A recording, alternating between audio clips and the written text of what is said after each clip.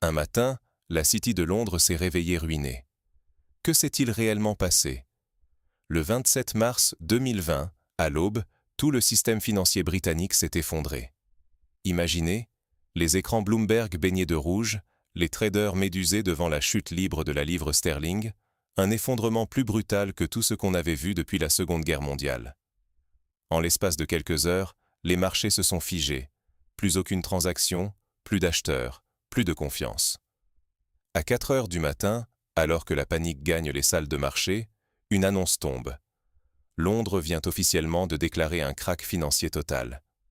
Ce n'était pas simplement une crise interne ou une erreur de l'élite bancaire britannique. Non. Cette fois, le coup est venu d'ailleurs. Un seul message de Moscou, froid, lapidaire.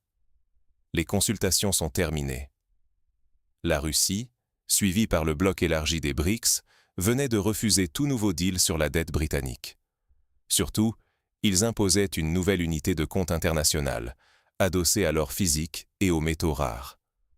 En quelques minutes, les obligations de Londres, hier considérées comme les plus sûres du monde, sont devenues de simples morceaux de papier, comme un château de cartes balayé par un vent venu de l'Est. Pour le Royaume-Uni, c'est la perte totale de confiance. La réputation, l'économie et même l'épargne des citoyens sont balayés. Et pour l'Occident tout entier, c'est un nouveau chapitre, la fin brutale de la domination financière. Mais comment cette nuit fatidique a-t-elle pu changer l'ordre mondial en si peu de temps? Pour comprendre comment ce cataclysme s'est formé, replongeons au cœur de la nuit du 27 mars 2020. Tout semblait normal, jusqu'à ce que des signes d'alerte surgissent avant l'aube. Il est 3h58, encore nuit noire sur Londres. Mais déjà, une réunion d'urgence se tient à la Banque d'Angleterre. Sur les écrans, les chiffres sont rouges. Les marchés asiatiques viennent d'ouvrir la brèche. Des fonds colossaux se délestent des obligations britanniques à une vitesse jamais vue. Les taux d'intérêt s'envolent, la livre commence à vaciller, la confiance s'effrite minute après minute. Dans la salle, la tension est palpable. Un analyste lâche une phrase glaçante, qui sera plus tard reprise dans tous les rapports confidentiels. Si ça ne s'arrête pas dans les 20 prochaines minutes, nous perdons le contrôle. Mais rien ne s'arrête. À 4h20, le premier fusible saute. Une grande banque européenne refuse, pour la première fois, d'accepter les titres britanniques comme garantie. Puis une deuxième, une troisième. L'effet domino est déclenché. L'Europe ferme ses portes à la dette de Londres. À cet instant, Keir Starmer, Premier ministre, est tiré de son lit. On le somme d'établir une connexion sécurisée. Il faut à tout prix joindre Moscou. Il est 4 heures du matin. Mais la réponse du Kremlin est froide, sans appel. Le temps des consultations est dépassé. Aucun dialogue, aucun sursis.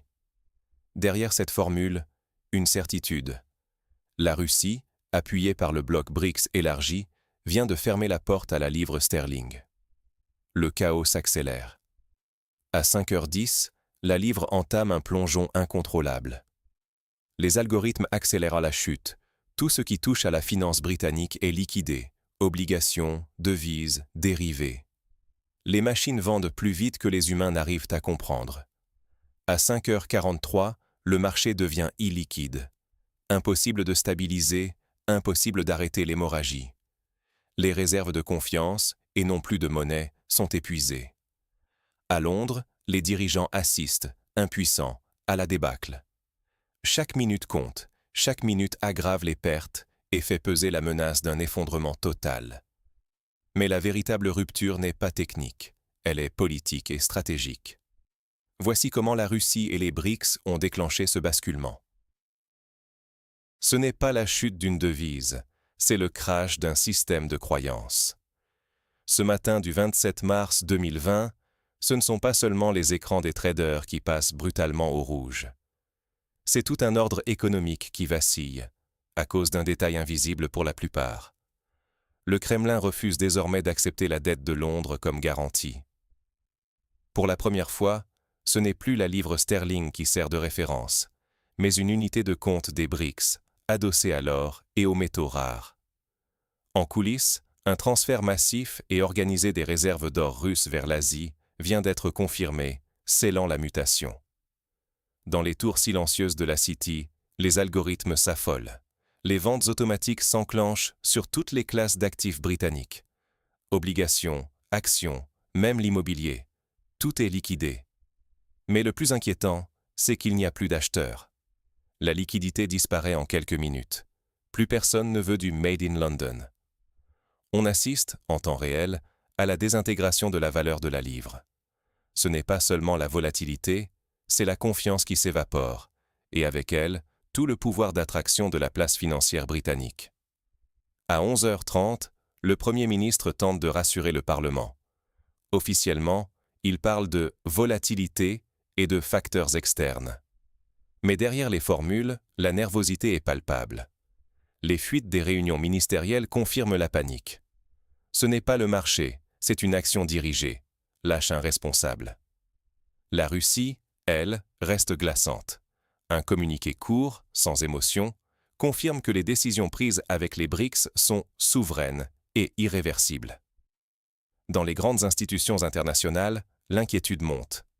Le FMI se réunit en urgence, mais personne ne veut prendre la responsabilité d'un sauvetage qui semblerait admettre l'ampleur du désastre. Les fonds mondiaux recommandent de fuir les actifs britanniques, les analystes américains parlent d'un point de rupture structurelle. En Europe, les diplomates appellent à la consultation, mais la peur domine. Si Londres tombe, qui sera le prochain? Et c'est là que tout bascule. Quand les marchés comprennent qu'il ne s'agit pas d'un accident, mais d'un acte construit, la crise quitte le sol britannique pour devenir un choc mondial. Le monde observe, mais c'est déjà trop tard pour agir avec les anciens outils. À Londres, le 27 mars au matin, le chaos est palpable. Dans une atmosphère de tension extrême, Keir Starmer, nouvellement à la tête du gouvernement, s'avance devant le Parlement pour un discours d'urgence. Mais au lieu d'admettre l'ampleur de la déroute, il tente de rassurer, parle de turbulences temporaires, accuse la spéculation, promet des mesures fortes, personne n'y croit vraiment. Les écrans boursiers rougissent, la livre s'effondre, et un silence anxieux s'installe. Derrière les portes closes, la réalité est bien plus brutale. La confiance s'évapore non seulement du Royaume-Uni, mais de l'ensemble du système occidental. À la BCE, au FMI, les réunions d'urgence s'enchaînent. Officiellement, on évoque un soutien possible à Londres, mais les échanges privés laissent filtrer le doute. Intervenir, ce serait reconnaître l'ampleur du cataclysme. Certains responsables murmurent qu'il vaut mieux laisser le marché nettoyer lui-même, quitte à observer l'incendie de loin. Les grandes banques américaines et européennes, elles, passent à l'action. Notes internes. Appel à réduire l'exposition aux actifs britanniques. Ordre de liquider en urgence. Le mot qui circule à Wall Street et à Francfort est sans appel. Ce n'est pas une crise passagère, mais une rupture structurelle. Dans le Commonwealth, l'onde de choc est immédiate. L'Australie, le Canada, l'Inde, les gouvernements des dominions convoquent des réunions de crise. Pour la première fois, leur survie économique semble passer par une rupture avec la City.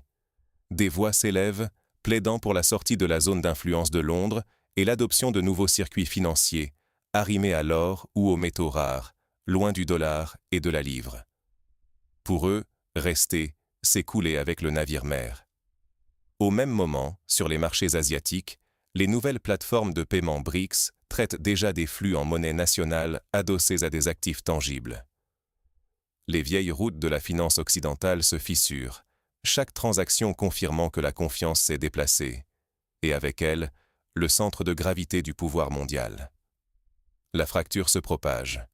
Dans les coulisses de l'Union européenne, certains demandent ouvertement de revoir la dépendance aux places financières de Londres et de New York. Le risque d'implosion du Commonwealth, l'effondrement de l'influence britannique et, plus grave encore, la remise en cause du leadership occidental plane comme une menace bien réelle. Sous la surface, les citoyens sentent que ce n'est plus seulement une affaire de traders ou de banques centrales. Leur épargne, leur pouvoir d'achat, la stabilité de leur quotidien sont désormais en jeu. L'ancien monde financier, basé sur la dette et la confiance abstraite, vacille face à une nouvelle architecture fondée sur le concret et l'indépendance. Mais que peut-on apprendre de ce nouvel ordre? Est-il possible de se prémunir contre de tels chocs systémiques? Les anciennes certitudes sont mortes, mais tout n'est pas perdu si on comprend les nouvelles règles. Ce qui vient de se produire n'est pas qu'un simple accident de parcours. C'est un changement irréversible de l'architecture économique mondiale. Ce 27 mars 2020, le cœur financier du monde, Londres, s'est retrouvé isolé, prouvant que la stabilité occidentale n'est plus une évidence. Désormais, la dynamique globale n'est plus dictée par une ou deux places fortes, mais bien par un ensemble de nouveaux acteurs qui imposent leur propre logique. Le bloc BRICS, élargi et désormais autonome, a prouvé qu'il pouvait bousculer l'ordre établi sans recourir à la force. En refusant la dette britannique, en imposant des échanges fondés sur l'or et les métaux rares, ils ont créé une base matérielle et tangible, bien loin des promesses abstraites des monnaies occidentales. Les nouvelles plateformes de paiement, adossées à des actifs physiques et non plus à la seule confiance envers un pays ou une banque centrale, redessinent les flux mondiaux. Les chaînes de confiance qui liaient les économies au dollar ou à la livre sterling commencent à se déliter. Ce choc contraint tout le monde à réévaluer la fiabilité des institutions financières occidentales. Même les grandes puissances économiques, comme les États-Unis ou l'Allemagne, testent désormais la robustesse de leur système face à l'idée d'un monde où la confiance ne se décrète plus. Elle se mérite. Certains alliés historiques du Royaume-Uni, notamment dans le Commonwealth, entament déjà en coulisses des discussions avec les centres financiers asiatiques et le bloc BRICS, anticipant une bascule vers de nouvelles zones monétaires. Pour nous tous, la leçon est claire. Il ne suffit plus de faire confiance aux institutions traditionnelles. Il faut diversifier ses actifs, ne jamais tout miser sur un seul système financier et rester vigilant face à l'émergence de ces nouvelles règles du jeu. Dans un monde multipolaire et volatile, ceux qui s'accrochent à l'ancien modèle risquent de voir s'évaporer leur sécurité financière, leur pouvoir d'achat et, finalement, leur capacité à peser sur leur propre avenir. Désormais, chaque choix individuel compte. Et face à ce monde en mutation, il devient crucial de comprendre comment agir concrètement pour ne pas subir la prochaine vague de bouleversements. L'ère du confort financier passif est terminée.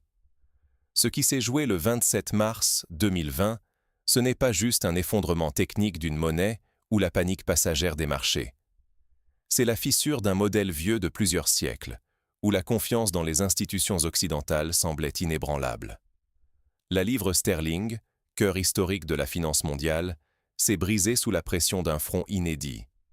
Des puissances qui, sans tirer un seul coup de feu, ont redéfini les règles du jeu en imposant une nouvelle unité de compte, adossée à l'or et aux métaux rares.